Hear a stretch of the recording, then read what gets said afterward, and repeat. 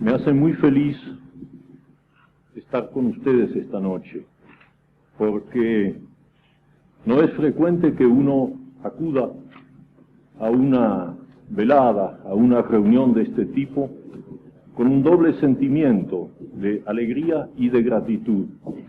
En este caso,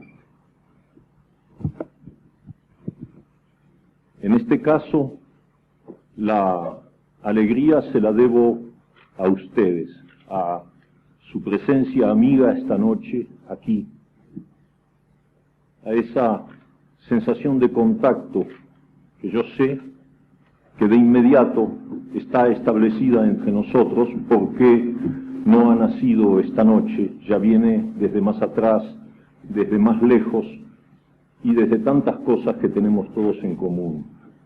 Y además, es hermoso que yo pueda hablar de gratitud, y en este caso es mi gratitud hacia la Casa de las Américas, que desde mi primera visita a Cuba me acogió con cariño y con comprensión y me permitió entablar un debate, en algunas ocasiones un tanto animado, lo cual siempre es bueno para los debates, pero siempre, creo, siempre constructivo y sobre todo siempre fraternal. En este caso mi gratitud se ve todavía aumentada por el hecho de que, como ustedes saben, con las malas costumbres que tienen los cronopios, yo me he dedicado al contrabando y entonces esta vez importé clandestinamente a Cuba una bronquitis que con el excelente clima de La Habana no tardó en convertirse en una neumonía. Y entonces la Casa de las Américas, todos y cada uno de sus componentes, hicieron lo imposible para que yo me sintiera bien, para que fuera bien atendido, y finalmente, como tenían algunas dudas sobre mi buena conducta de enfermo, me ingresaron en el Hospital Calixto García, donde después de 8 días quedé perfectamente curado. Debo decir que en este caso la Casa de las Américas se mostró también muy cronopio, porque procedió con un cierto humor negro en la medida en que ingresaron a Cortázar en el pabellón Borges.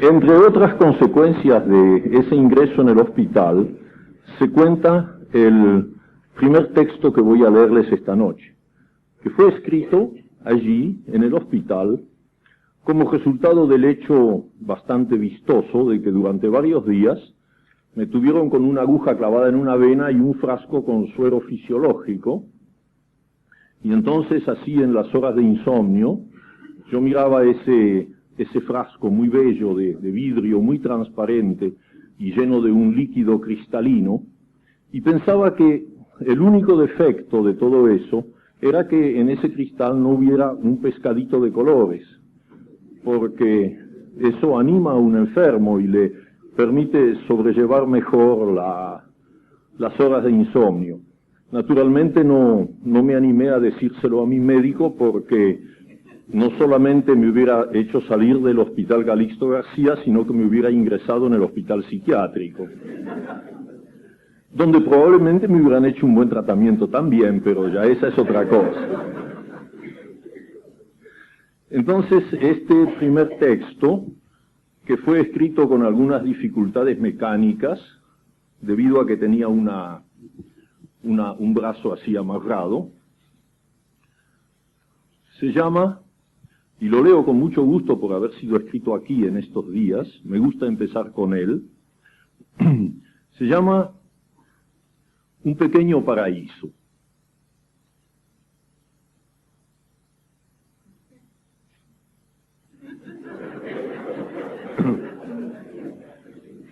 Un pequeño paraíso. Las formas de la felicidad son muy variadas y no debe extrañar que los habitantes del país que gobierna el general Orangu se consideren dichosos a partir del día en que tienen la sangre llena de pescaditos de oro. De hecho, los pescaditos no son de oro, sino simplemente dorados, pero basta verlos para que sus resplandecientes brincos se traduzcan de inmediato en una urgente ansiedad de posesión. Bien lo sabía el gobierno cuando un naturalista capturó los primeros ejemplares que se reprodujeron velozmente en un cultivo propicio. Técnicamente conocido por Z8, el pescadito de oro es sumamente pequeño, a tal punto que si fuera posible imaginar una gallina del tamaño de una mosca, el pescadito de oro tendría el tamaño de esa gallina. Por eso, resulta muy simple incorporarlo al torrente sanguíneo de los habitantes en la época en que estos cumplen los 18 años. La ley fija esa edad y el procedimiento técnico correspondiente. Es así que cada joven del país espera ansioso el día en que le será dado ingresar en uno de los centros de implantación, y su familia los rodea con la alegría que acompaña siempre a las grandes ceremonias. Una vena del brazo es conectada a un tubo que baja de un frasco transparente lleno de suero fisiológico, en el cual, llegado el momento, se introducen 20 pescaditos de oro. La familia y el beneficiado pueden admirar largamente los cabrilleos y las evoluciones de los pescaditos de oro en el frasco de cristal, hasta que uno tras otro son absorbidos por el tubo, descienden inmóviles y acaso un poco azorados, como otras tantas gotas de luz, y desaparecen en la vena. Media hora más tarde, el ciudadano posee su número completo de pescaditos de oro y se retira para festejar largamente su acceso a la felicidad. Bien mirado, los habitantes son dichosos por imaginación más que por contacto directo con la realidad. Aunque ya no pueden verlos, cada uno sabe que los pescaditos de oro recorren el gran árbol de sus arterias y sus venas, y antes de dormirse, les parece asistir en la concavidad de sus párpados al ir y venir de las centellas relucientes, más doradas que nunca, contra el fondo rojo de los ríos y los arroyos por donde se deslizan. Lo que más los fascina es la noción de que los 20 pescaditos de oro no tardan en multiplicarse, y así los imaginan innumerables y radiantes por todas partes, resbalando bajo la frente, llegando a las extremidades de los dedos, concentrándose en las grandes arterias femorales, en la yugular, o escurriéndose agilísimos en las zonas más estrechas y secretas. El paso periódico por el corazón constituye la imagen más deliciosa de esta visión interior, pues ahí los pescaditos de oro han de encontrar toboganes, lagos y cascadas para sus juegos y concilios, y es seguramente en ese gran puerto rumoroso donde se reconocen, se eligen y se aparean. Cuando los muchachos y las muchachas se enamoran, lo hacen convencidos de que también en sus corazones algún pescadito de oro ha encontrado su pareja. Incluso ciertos cosquilleos incitantes son inmediatamente atribuidos al acoplamiento de los pescaditos de oro en las zonas interesadas. Los ritmos esenciales de la vida se corresponden así por fuera y por dentro. Sería difícil imaginar una felicidad más armoniosa. El único obstáculo a este cuadro lo constituye periódicamente la muerte de alguno de los pescaditos de oro. Longevos, llega sin embargo el día en que uno de ellos perece y su cuerpo, arrastrado por el flujo sanguíneo, termina por obstruir el pasaje de una arteria a una vena o de una vena a un vaso. Los habitantes conocen los síntomas, por lo demás muy simples, la respiración se vuelve dificultosa y a veces se sienten vértigos. En ese caso, se procede a utilizar una de las ampollas inyectables que cada cual almacena en su casa. A los pocos minutos, el producto desintegra el cuerpo del pescadito muerto y la circulación vuelve a ser normal. Según las previsiones del gobierno, cada habitante está llamado a utilizar 2 o 3 ampollas por mes, puesto que los pescaditos de oro se han reproducido enormemente y su índice de mortalidad tiende a subir con el tiempo. El gobierno del general Orangu ha fijado el precio de cada ampolla en un equivalente de $20, lo que supone un ingreso anual de varios millones. Si para los observadores extranjeros esto equivale a un pesado impuesto, los habitantes jamás lo han entendido así, pues cada ampolla los devuelve a la felicidad y es justo que paguen por ella. Cuando se trata de familias sin recursos, cosa muy habitual, el gobierno les facilita las ampollas a crédito, cobrándoles, como es lógico, el doble de su precio al contado.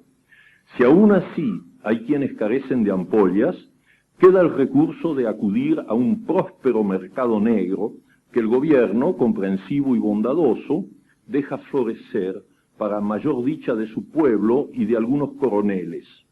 ¿Qué importa la miseria después de todo, cuando se sabe que cada uno tiene sus pescaditos de oro y que pronto llegará el día en que una nueva generación los recibirá a su vez y habrá fiestas y habrá cantos y habrá bailes? Este texto, que es también breve, se llama ¿Cómo se pasa al lado? Los descubrimientos importantes se hacen en las circunstancias y los lugares más insólitos. La manzana de Newton, mire si no es cosa de pasmarse.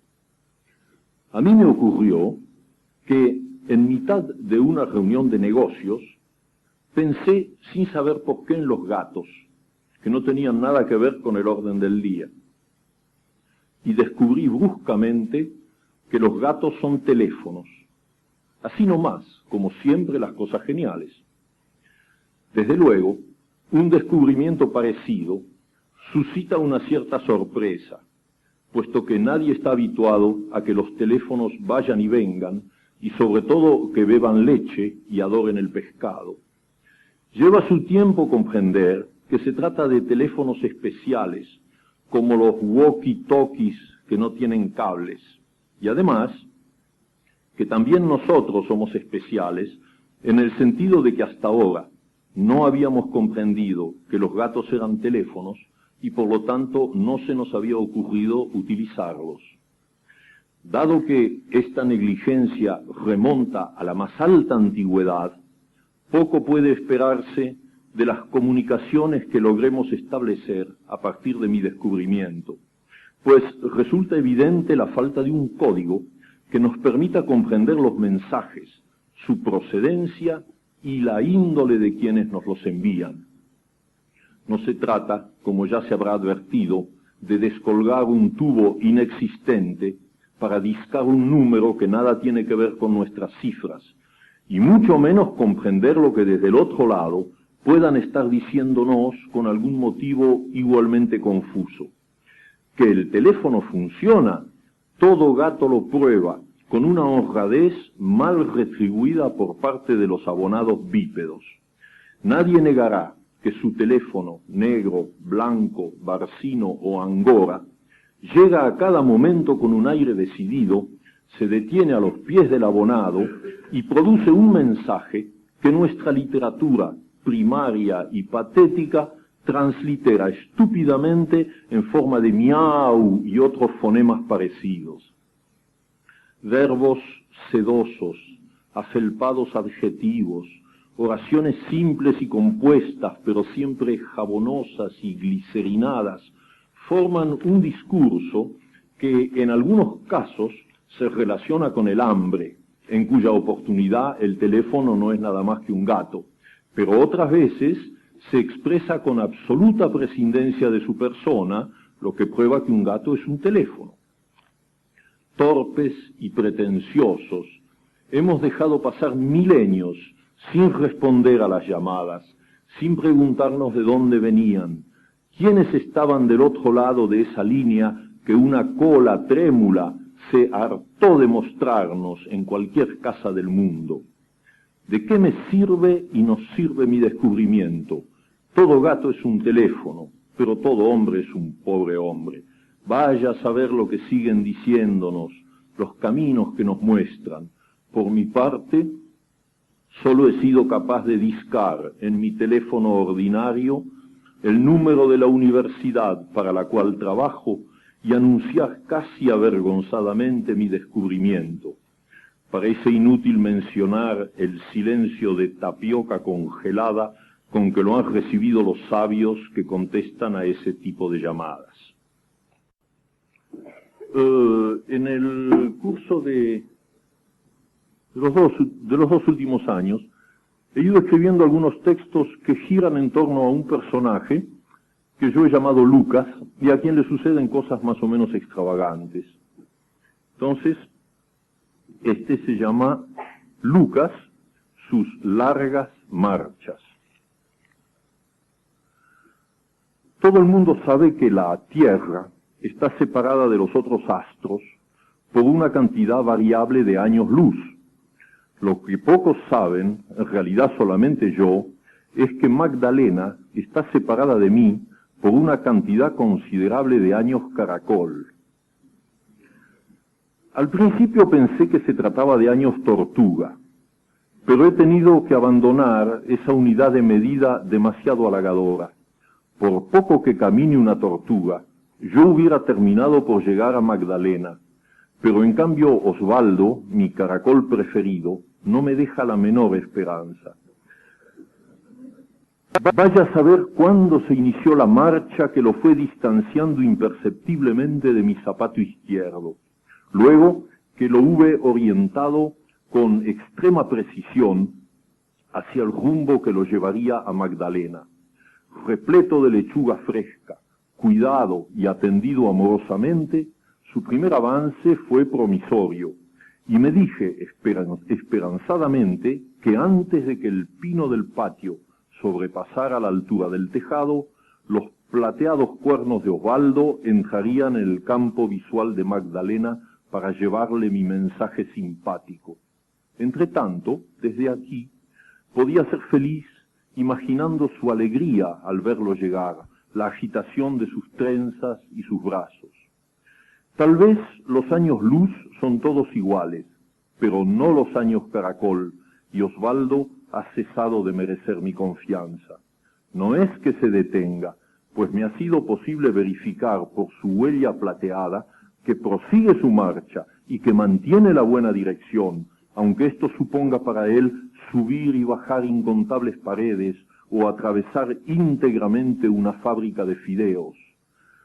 Pero más me cuesta a mí comprobar esa meritoria exactitud, y 2 veces he sido arrestado por guardianes enfurecidos a quienes he tenido que decir las peores mentiras, puesto que la verdad me hubiera valido una lluvia de trompadas. Lo triste es que Magdalena, sentada en su sillón de terciopelo rosa, me espera del otro lado de la ciudad.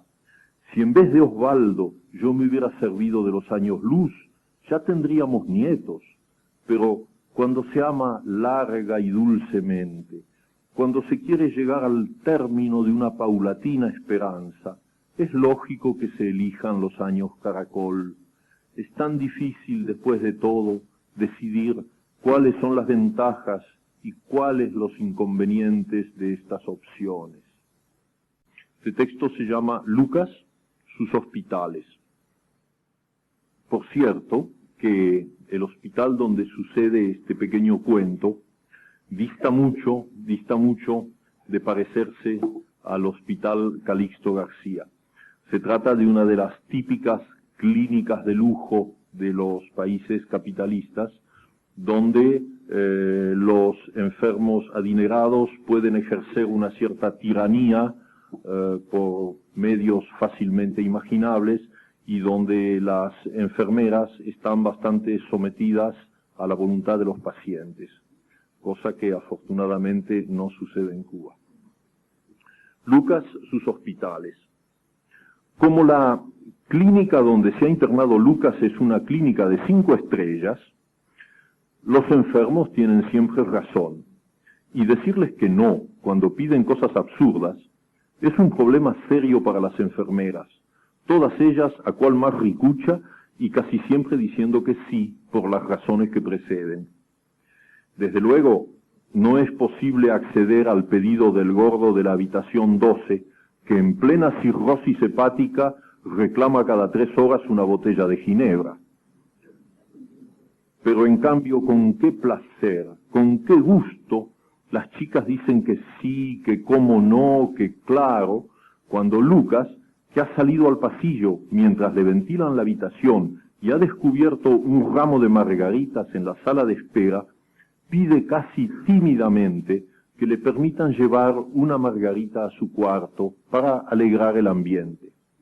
Después de acostar la flor en la mesa de luz, Lucas toca el timbre y solicita un vaso de agua para darle a la margarita una postura más adecuada. Apenas le traen el vaso y le instalan la flor, Lucas hace notar que la mesa de luz está abarrotada de frascos, revistas, cigarrillos y tarjetas postales, de manera que tal vez se podría poner una mesita a los pies de la cama, ubicación que le permitiría gozar de la presencia de la margarita sin tener que dislocarse el pescuezo para distinguirla entre los diferentes objetos que proliferan en la mesa de luz. La enfermera trae enseguida lo solicitado y pone el vaso con la margarita en el ángulo visual más favorable, cosa que Lucas le agradece, haciéndole notar de paso que como muchos amigos vienen a visitarlo y las sillas son un tanto escasas, nada mejor que aprovechar la presencia de la mesita para agregar 2 o 3 sillones confortables y crear un ambiente más apto para la conversación.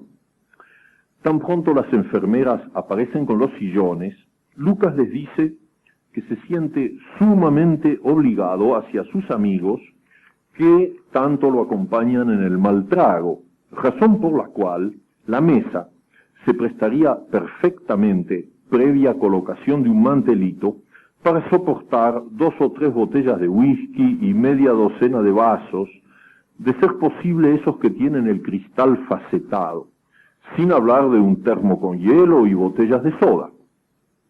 Las chicas se desparraman en busca de estos implementos y los disponen artísticamente sobre la mesa, ocasión en la que Lucas se permite señalar que la presencia de vasos y botellas desvirtúa considerablemente la eficacia estética de la margarita, bastante perdida en el conjunto.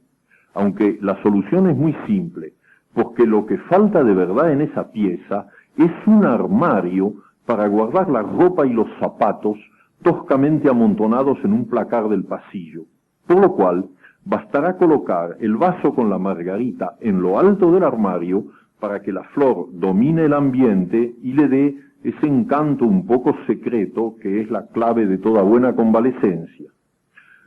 Sobrepasadas por los acontecimientos, pero fieles a las normas de la clínica, las chicas acarrean trabajosamente un vasto armario sobre el cual termina por posarse la margarita como un ojo ligeramente estupefacto pero lleno de benevolencia. Las enfermeras se trepan al armario para agregar un poco de agua fresca en el vaso y entonces Lucas cierra los ojos y dice que ahora todo está perfecto y que va a tratar de dormir un rato. Tan pronto le cierran la puerta, se levanta, saca la margarita del vaso y la tira por la ventana, porque no es una flor que le guste particularmente.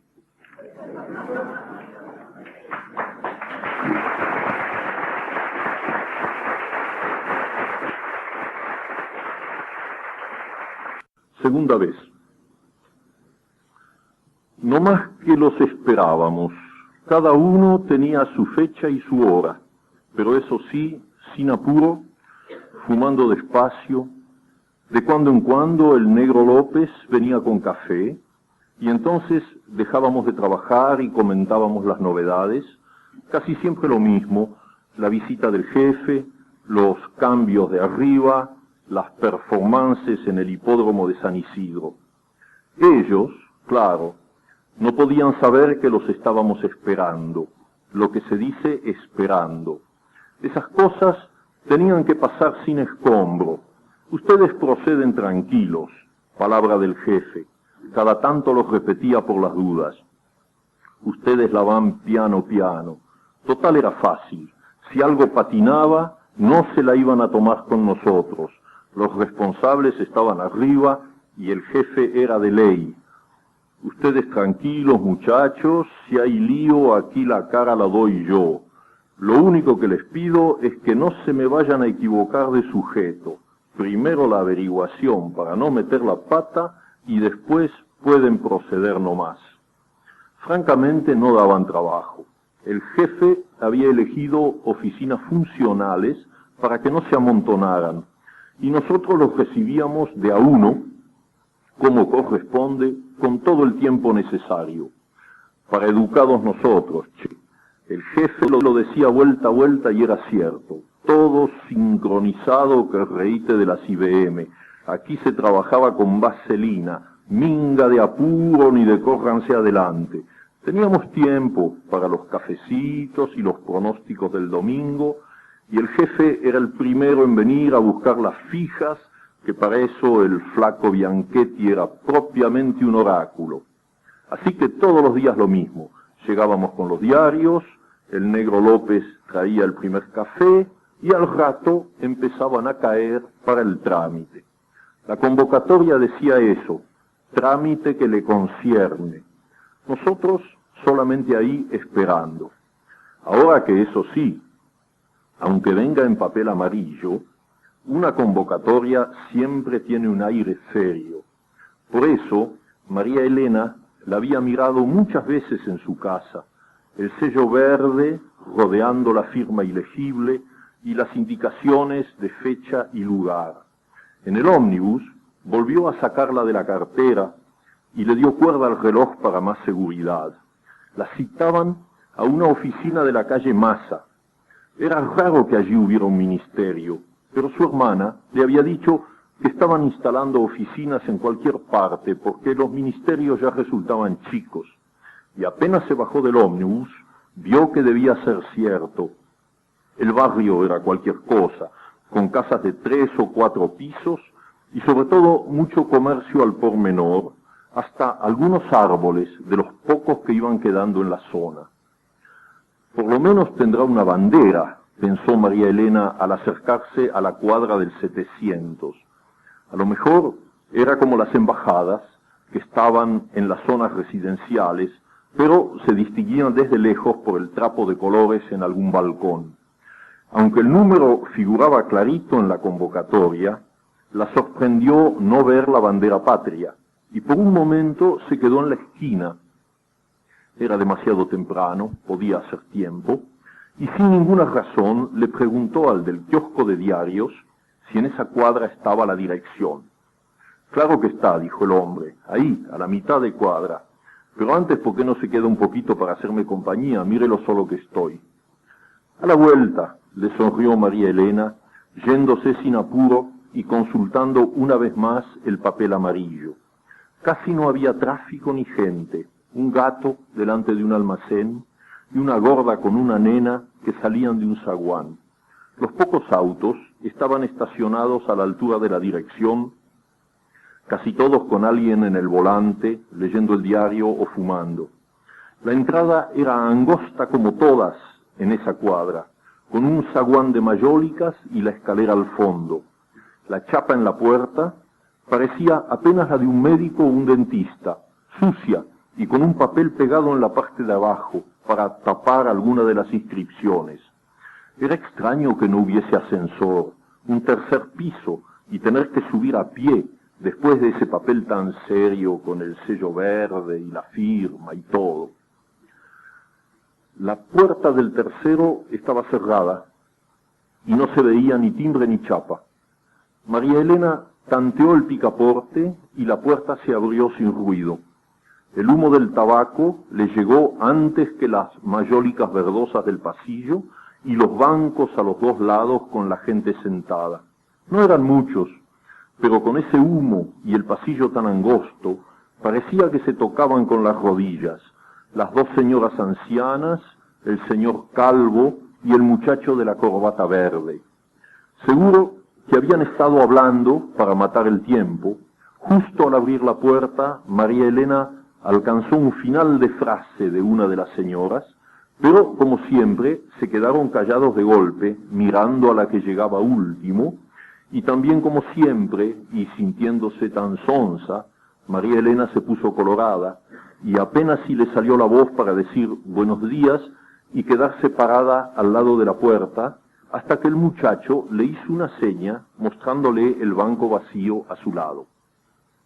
Justo cuando se sentaba, dándole las gracias, la puerta del otro extremo del pasillo se entornó para dejar salir a un hombre de pelo colorado que se abrió paso entre las rodillas de los otros sin molestarse en pedir permiso. El empleado mantuvo la puerta abierta con un pie, esperando hasta que una de las dos señoras se enderezó dificultosamente y, disculpándose, pasó entre María Elena y el señor Calvo.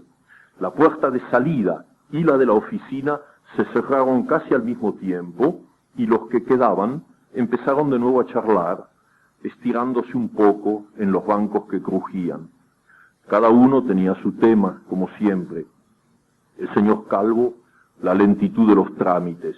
Si esto es así la primera vez, ¿qué se puede esperar? Dígame un poco. Más de media hora para total qué, a lo mejor 4 preguntas y chau, por lo menos supongo. No se crea, dijo el muchacho de la corbata verde. Yo es la segunda vez, y le aseguro que no es tan corto, entre que copian todo a máquina y por ahí uno no se acuerda bien de una fecha, esas cosas. Al final dura bastante. El señor Calvo y la señora anciana lo escuchaban interesados, porque para ellos era evidentemente la primera vez, lo mismo que María Elena, aunque no se sentía con derecho a entrar en la conversación. Señor Calvo quería saber cuánto tiempo pasaba entre la primera y la segunda convocatoria, y el muchacho explicó que en su caso había sido cosa de 3 días. Pero, ¿por qué 2 convocatorias?, quiso preguntar María Elena, y otra vez sintió que le subían los colores a la cara y esperó que alguien le hablara y le diera confianza, la dejara formar parte, no ser ya la última. La señora anciana había sacado un frasquito como de sales y lo olía suspirando. Capaz que tanto humo la estaba descomponiendo. El muchacho se ofreció a apagar el cigarrillo y el señor Calvo dijo que claro, que ese pasillo era una vergüenza. Mejor apagaban los cigarrillos y se sentía mal. Pero la señora dijo que no, un poco de fatiga. Se le pasaba enseguida. En su casa el marido y los hijos fumaban todo el tiempo. Ya casi no me doy cuenta. María Elena, que también había tenido ganas de sacar un cigarrillo, vio que los hombres apagaban el suyo, que el muchacho lo aplastaba contra la suela del zapato. Siempre se fuma demasiado cuando se tiene que esperar. La otra vez había sido peor, porque había 7 u 8 personas antes, y al final ya no se veía nada en el pasillo con tanto humo. La vida es una sala de espera, dijo el señor Calvo, pisando el cigarrillo con mucho cuidado y mirándose las manos como si ya no supiera qué hacer con ellas. Y la señora anciana suspiró un asentimiento de muchos años y guardó el frasquito, justo cuando se abría la puerta del fondo y la otra señora salía con ese aire que todos le envidiaron, el buenos días casi compasivo al llegar a la puerta de salida. Pero entonces no se tardaba tanto, pensó María Elena. 3 personas antes que ella, pongamos 3/4 de hora. Claro que en una de esas el trámite se hacía más largo con algunos. El muchacho ya había estado una primera vez y lo había dicho, pero cuando el señor Calvo entró en la oficina, María Elena se animó a preguntar para estar más segura, y el muchacho se quedó pensando y después dijo que la primera vez algunos habían tardado muchos y otros menos, nunca se podía saber. La señora anciana hizo notar que la otra señora había salido casi enseguida, pero el señor de pelo colorado había tardado una eternidad. Menos mal que quedamos pocos, dijo María Elena. Estos lugares deprimen. Hay que tomarlo con filosofía, dijo el muchacho.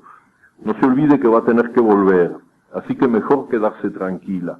Cuando yo vine la primera vez, no había nadie con quien hablar. Éramos un montón, pero no se congeniaba. Y en cambio hoy, desde que llegué, el tiempo va pasando bien porque se cambian ideas. A María Elena le gustaba seguir charlando con el muchacho y la señora. Casi no sintió pasar el tiempo hasta que el señor Calvo salió y la señora se levantó con una rapidez que no le habrían sospechado a sus años. La pobre quería acabar rápido con los trámites. Bueno, ahora nosotros dos, dijo el muchacho. ¿No le molesta si fumo un pitillo? No aguanto más, pero la señora parecía tan descompuesta. Yo también tengo ganas de fumar. Aceptó el cigarrillo que él le ofrecía y se dijeron sus nombres, dónde trabajaban. Les hacía bien cambiar impresiones, olvidándose del pasillo, del silencio que por momentos parecía demasiado, como si las calles y la gente hubieran quedado muy lejos. María Elena también había vivido en Floresta, pero de chica. Ahora vivía por Constitución. A Carlos no le gustaba ese barrio, prefería el oeste, mejor aire, más árboles. Su ideal hubiera sido vivir en Villa del Parque. Cuando se casara, a lo mejor alquilaba un departamento por ese lado. Su futuro suegro le había prometido ayudarlo.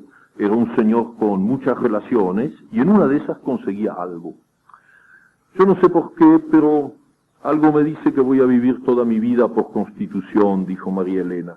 No está tan mal después de todo y si alguna vez vio abrirse la puerta del fondo y miró casi sorprendida al muchacho que le sonreía al levantarse.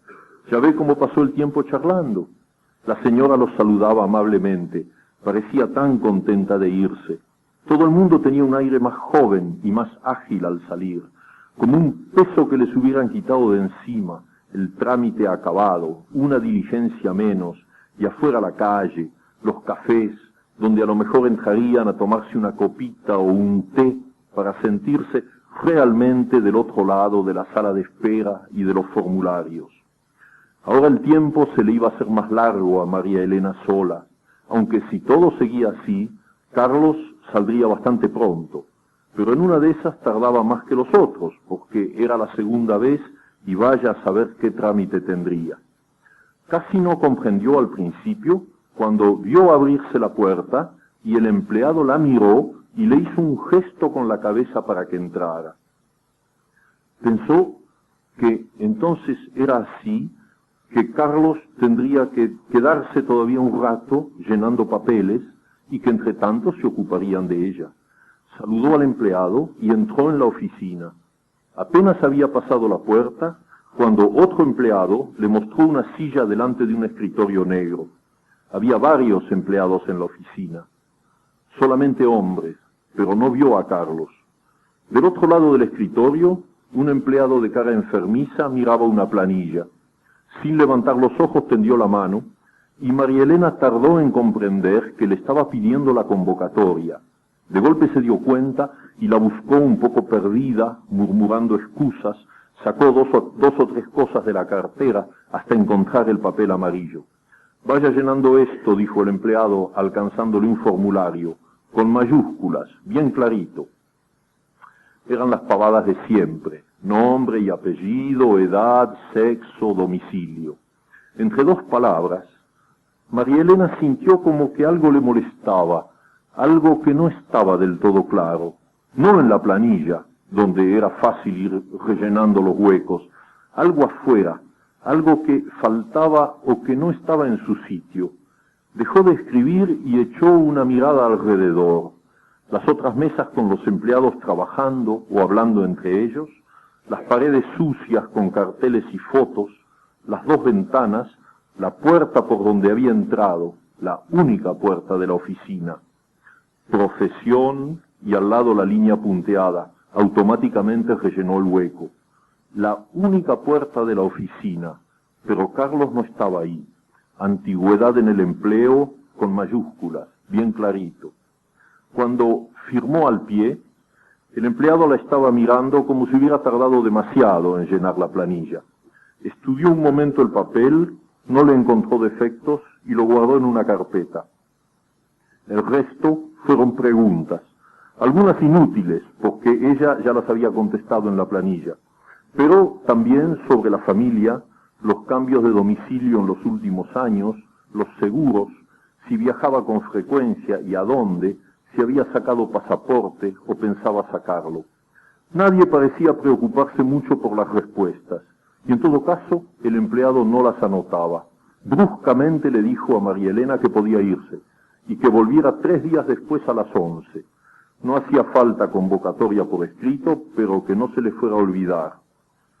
Sí, señor, dijo María Elena levantándose. Entonces, el jueves a las 11. Que le vaya bien, dijo el empleado sin mirarla.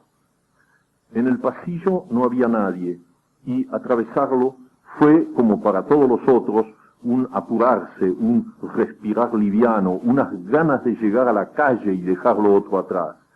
María Elena abrió la puerta de salida, y al empezar a bajar la escalera, pensó de nuevo en Carlos. Era extraño que Carlos no hubiera salido como los otros. Era extraño porque la oficina tenía solamente una puerta.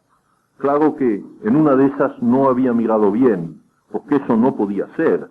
El empleado había abierto la puerta para que ella entrara, y Carlos no se había cruzado con ella. No había salido como todos los otros, el hombre del pelo colorado, las señoras, todos menos Carlos. El sol se estrellaba contra la vereda. Era el ruido y el aire de la calle. María Elena caminó unos pasos y se quedó parada al lado de un árbol, en un sitio donde no había autos estacionados. Miró hacia la puerta de la casa. Se dijo que iba a esperar un momento para ver salir a Carlos. No podía ser que Carlos no saliera. Todos habían salido al terminar el trámite. Pensó que acaso él tardaba, porque era el único que había venido por segunda vez. Vaya a saber, a lo mejor era eso. Parecía tan extraño no haberlo visto en la oficina, aunque a lo mejor había una puerta disimulada por los carteles, algo que se le había escapado. Pero lo mismo era extraño, porque todo el mundo había salido por el pasillo como ella.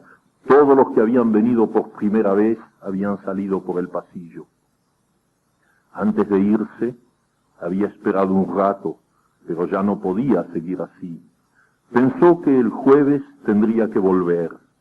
Capaz que entonces las cosas cambiaban y que la hacían salir por otro lado, aunque no supiera por dónde ni por qué. Ella no, claro, pero nosotros sí lo sabíamos. Nosotros la estaríamos esperando a ella y a los otros, fumando despacito y charlando, mientras el negro López preparaba otros de los tantos cafés de la mañana.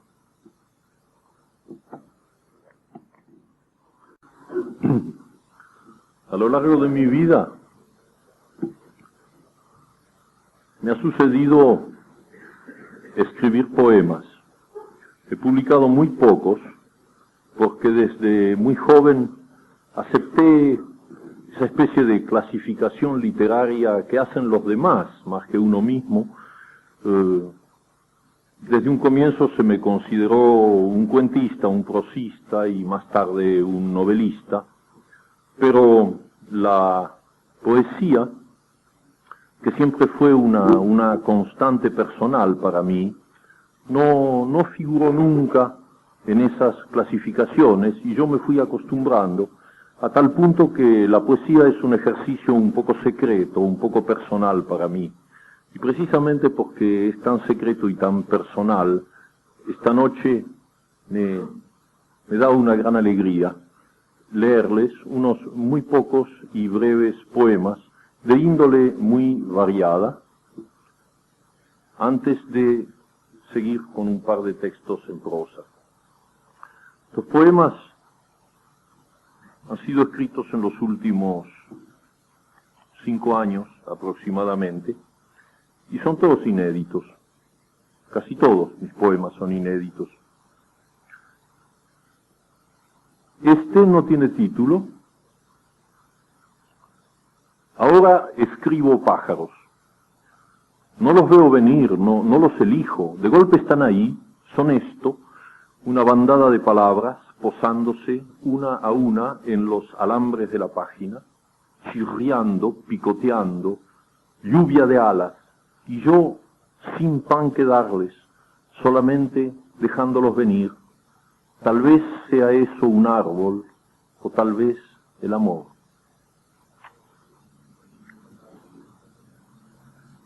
Este poema se llama Chica con mono azul. No sé si en Cuba el traje de trabajo azul de una sola pieza que tiene un cierre de cremallera se llama mono. En la Argentina se llama mono.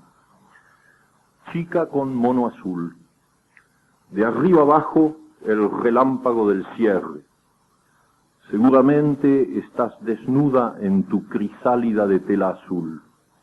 Si alguien tirara suavemente la cremallera que te pasa entre los senos y desciende, eje de danza, por tu ombligo y va a perderse entre tus muslos, el mono azul caería mar a tus pies y tú, saliendo de su oleaje, Afrodita, una vez más nacida de la espuma. Una carta de amor. Todo lo que de vos quisiera es tan poco en el fondo, porque en el fondo es todo.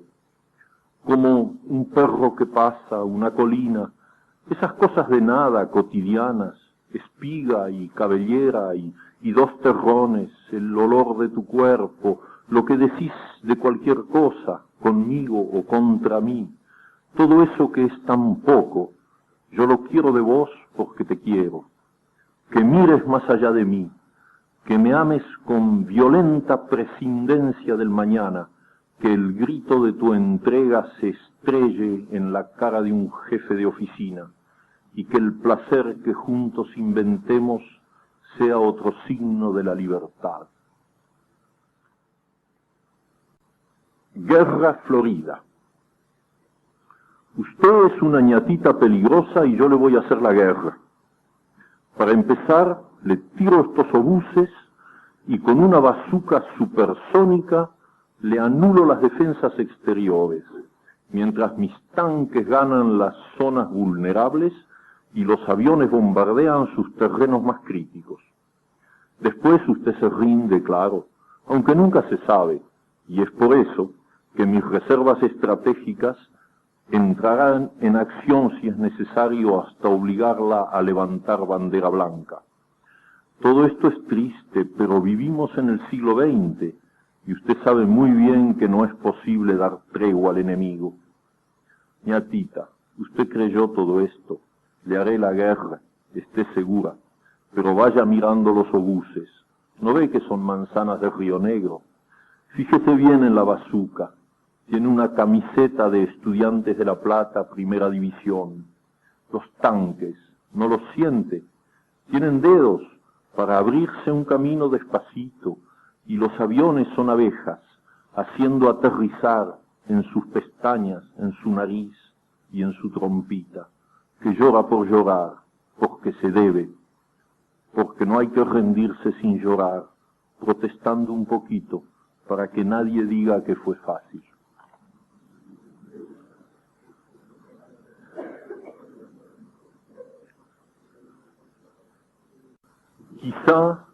Quizá la más querida.